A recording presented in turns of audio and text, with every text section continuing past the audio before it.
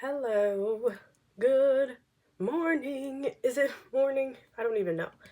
I don't have my Apple Watch on. Oh, it's not. It's afternoon, but who knows? I might post this in the morning. Anywho,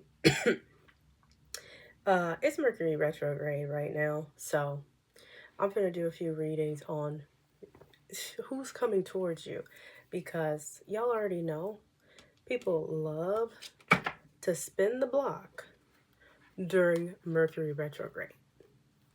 Okay? I don't know if y'all know, but I'm here to tell you. Folks love to spin the block. And then I think some people don't understand that, Mercury retrograde is not once a year. It's literally like 3 times a year. I don't know how these little gnats get into my freaking room. It's crazy. Ugh. Anyway, I'm not going to worry about it right now, but if y'all see me slap a gnat later, just know. Okay. So,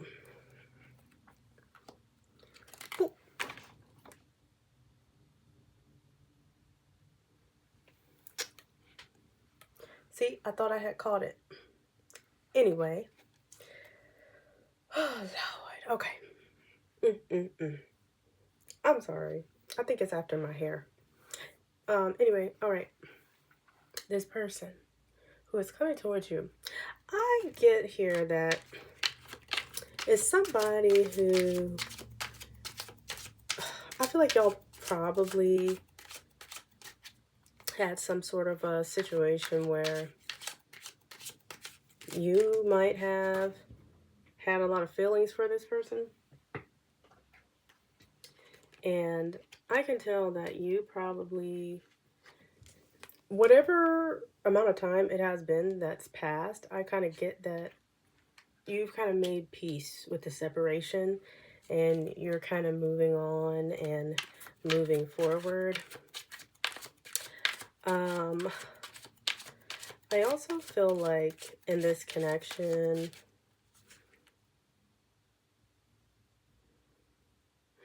I kind of get the vibe that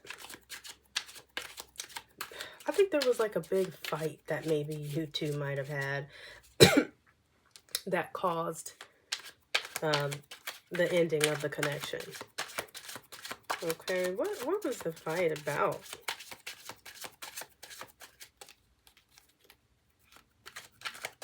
I almost feel like, because I get a few things, like the fight could have been about like how bad their communication is, or maybe somebody had some sort of a trust issue. But let's see. What was this fight about?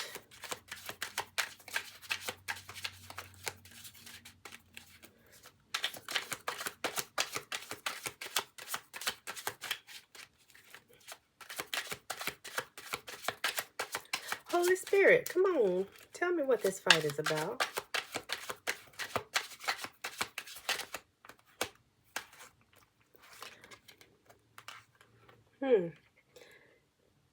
Yeah, honestly, I'm getting that somebody was just triggered. That's what it is. I mean, and I feel like it is. I feel like it was something to do with the poor communication, because I almost get the vibe like somebody might have tried to express their feelings. I feel like it was probably you. And I think that they were being very invalidating of your feelings because that triggered some sort of wound for them. This sounds like probably one of those narcissistic or avoidant types, like always, all right? And, they don't interpret like feedback accurately. Like feedback to them sounds like rejection. So that's what I get here. I think that was what happened that led to the ending. And I feel like you might have ruminated about it for a while, but like I said, you made peace with it. And I get the vibe that, Yeah.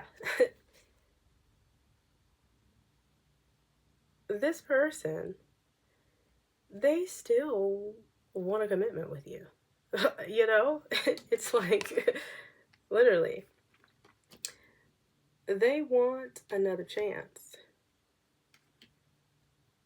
And I think that during the connection, you probably thought this was going to be something like long term. And honestly, I kind of get the vibe, and this might apply for some people, that you all might have dated before and broken up. And this last time, when things ended and you released it, I think this was already y'all's second try, y'all's second go at it. And that's probably why you were so easily letting it go and coming to peace with the ending, because y'all had already been there, you know? Because I do get here that this person and you were super, super connected to each other. Very, very connected. And I think that has to do with why you gave them another chance. And like I said, that might be for some of you, but for others of you, like I said, if this was your first time dating this person, that might be different. But, you know, take what resonates, leave the rest, okay? And then I do get that this person betrayed you in some way. And I almost feel like that absolutely has to do with the fighting as well. Because in my mind, this person was only invalidating your feelings because they were already hiding certain truths and hiding possibly a third party. You know, these third parties always popping out. Like, I tell people all the time, you know, if people would just be self-confident and stop being so desperate, there would not be any third parties. I'm sorry. It's different if you're a third party and you don't know you're a third party. But in my opinion, a lot of third parties know they're third parties. And me, I feel like a third party situation is not just the fault of the person that you're with. It's also the third party's fault as well. If they know that, you know, your person is involved with you and they still engage, yeah, that's accountability for two people. Not just the person, you know, who was supposed to have been committed to you. You know, I never look at it that way. I feel like the people who separate the responsibility and the accountability. I'm sorry. Let me turn my phone on mute. I feel like people like that, they probably would do it. They probably would be the third party or like someone's sneaky link when they know that person is in a relationship and they just don't want the accountability lens turned on them. So anyway, but yeah, I kind of get that's why, because, you know, it's kind of like people who are involved with someone else. You know, every time you have any emotional need or anything and you're in front of them and they know that they're doing something wrong behind the scenes, that comes out like invalidating feelings. Sometimes it comes out like deflecting and projecting. It just comes out kind of crazy like. So I feel like that's exactly what, you know, contributed to how they were mistreating you and not being emotionally available to you. But yeah, so this is the person that I get that's coming back towards the collective. All right, and let's see what we've got here. we've got the, what is this? Ooh, baby, the Empress upright. Woo. Queen of Wands reversed. And then we've got the Knight of Pentacles reverse. All right. So what I'm getting here is that, yeah, this person, they definitely enjoys the sensuality and abundance that they had with you. This right here is directly related, okay? Because I was just pulling some clarifiers, and I absolutely 100% think that that shows how they feel that you are the one that they should have built with, or that they should build with, okay?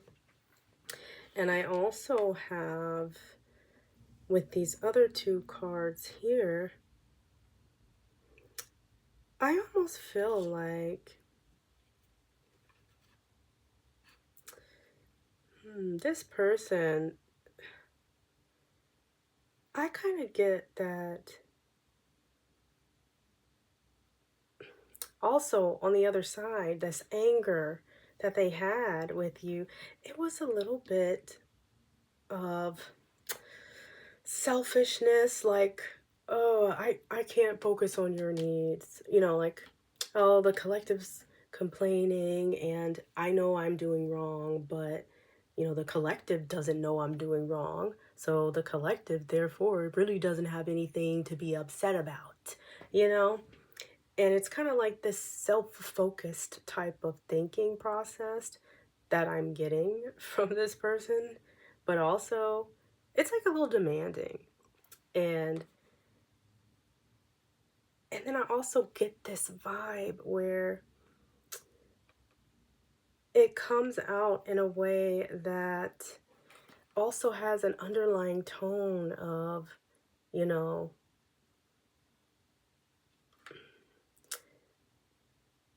like this person wanting to,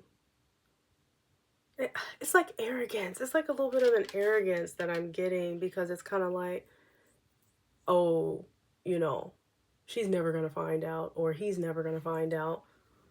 And that's why I can deflect and project and be angry whenever the collective expresses some sort of emotion towards the situation. Yeah, that's what I'm getting. And then I also get, for some of you, this person might have, you know, worked long hours or something like that, or maybe played video games, or just anything to distract from the actual conversation. I get that vibe too. Like, if you approach them with some sort of vulnerability, trying to have a conversation to get on the same page, like, I kind of get their way of deflecting might have been, oh, I got a call from work, I gotta take this, or, oh, I'm playing the game right now, we'll have to talk about this later, you know, stuff like that. Or, you know, depending on if they're a girl or a guy, it could have been something else too. It could have been maybe like makeup or some other type of hobby, you know. Or maybe it could have been a person who was into like parlays, sports betting, or something like that too. Okay, and then I also get here, I've got the Eight of Wands. And this is upright. I also have the Two of Cups in reverse. And then I also have Death in reverse.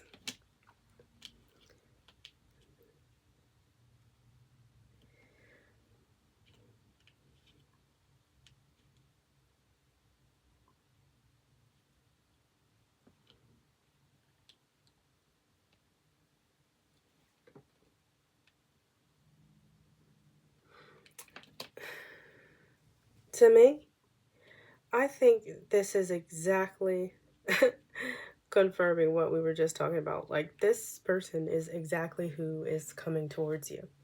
This person from your past who you had a lot of conflict with wants to come back and repair the connection. Oh, yeah, yeah, yes. Because I kind of get this clinging type of a vibe because, like I said, they see abundance with you. They see abundance with you. You are the soil where they would like to plant their seed, okay? Or you are the seed they want planted in their soil, okay? Take it how it resonates, all right? And like I said, I really feel like it's because you have released them that they actually have the energy to come forward. I swear, it's that cat and mouse thing, you know? Like, people are so freaking nuts. And sometimes you have these, I don't know if it's always a soul tie, but sometimes you have these connections with people, and it's literally as soon as you release them, it's like in the spirit world, they feel it energetically and they think that they just suddenly have an epiphany to get back in touch with you. But it's no, it's they feel that energetic tie or a cord. They feel it breaking. So it's like their subconscious jumps into gear and they're like, oh yeah, I gotta move forward. I gotta come towards the collective because that is exactly who I need. And like I said, yeah, this was someone who absolutely, you had a lot of discord with this person at the end of things. And they were just invalidating you. Yeah. And then let's see, what are their emotions right now towards the collective?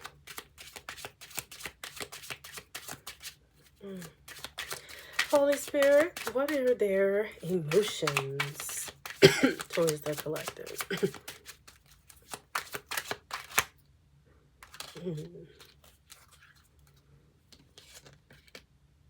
Okay. Interesting. And then I'll pull one more. Interesting. Yeah, so I get this as exactly what I'm saying because, like I said, I think this has something to do with the anger and fighting as well that happened in the situation, the jealousy that's coming out here. I feel like this is the type of person who knows that they are cheating, so they get jealous and think that you might be cheating, but it's not even that, okay? And then also, like I just said about when you finally release someone, that's when this person has the energy to come forward, and that's where I'm getting this arrogance vibe from. The way that the energy has switched around that right there. Yeah, this person, the way that the energy has shifted has made this person feel like emboldened, okay? Like you have no choice but to take them back. Like they're confident, overly confident. And they also don't want you to move on with anybody else. And that's why, like I said, they don't want you to move on with anybody else. All of this, all of this, all of this. They do not want you to move on with anybody else. Okay, you are theirs in their mind. And that is why as soon as they felt that cord disconnect, that is what is going to give them the boost to come towards you. Okay, let's see. What are their next actions? Got to be more careful. I'm just saying, these people... I'm sorry. What are their next actions? uh, oh, what do we got? Interesting. I kind of get the vibe that this person, I think this is literally on the nose. I think this is on the nose. It's literally saying this person is getting ready to travel towards you. I think that is exactly what they're going to do. Like I said, not even the fact that this is already a who's coming towards you read, but also, like I said, it's Mercury retrograde, and it's kind of actually reaffirmed right here in the reading. Yeah, they might even invite you on a trip or something too. They might, say that they want to reconnect with you and invite you to do something extravagant that they've never done before, And, I think they could invite you out to eat, though. They could invite you out to do something locally as well. But I don't know.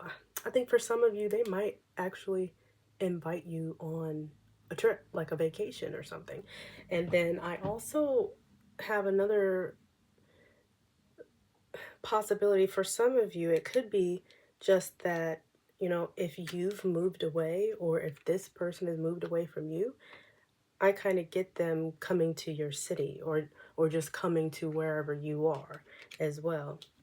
And what's the outcome of the situation? What's the outcome, Holy Spirit? What's the outcome? What's the outcome?